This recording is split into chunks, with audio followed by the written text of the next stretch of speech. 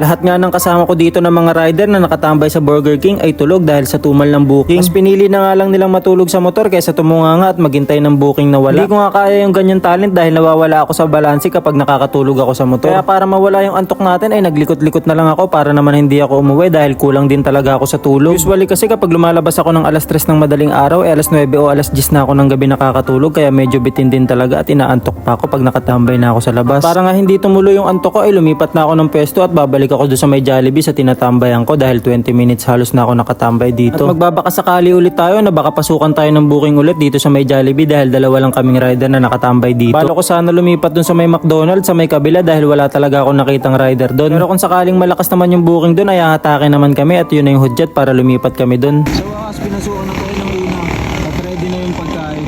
58 pesos sa may kabila. Doon natin pipick upin sa may McDo.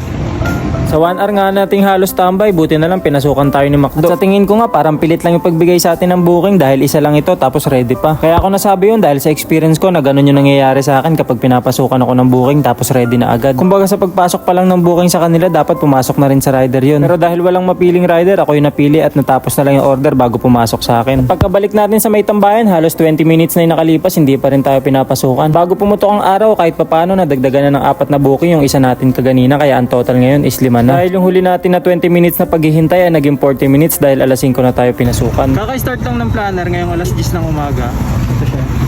May color blue sa mapa yan. Planner ibig sabihin yan. At kakadrop lang natin at nakakaisa pa lang tayo. Titignan natin kung gaano nga ba karami yung makukuha natin ngayong alas 10 dahil matumal kanina. Sana makarami.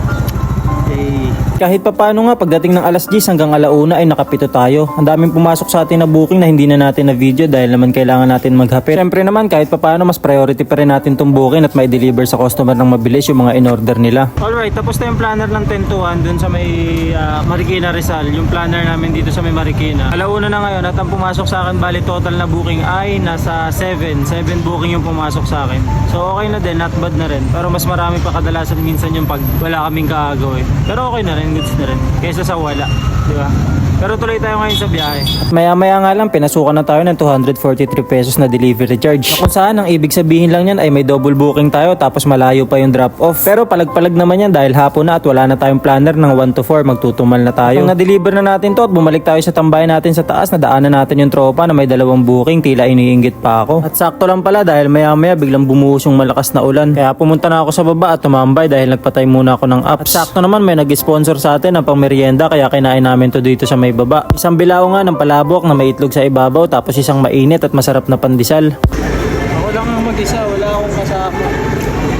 Pero maya-maya ay nagsidatingan na yung tropa dahil nga maulan kaya numpisahan na namin yung kain. Yun lang, salamat.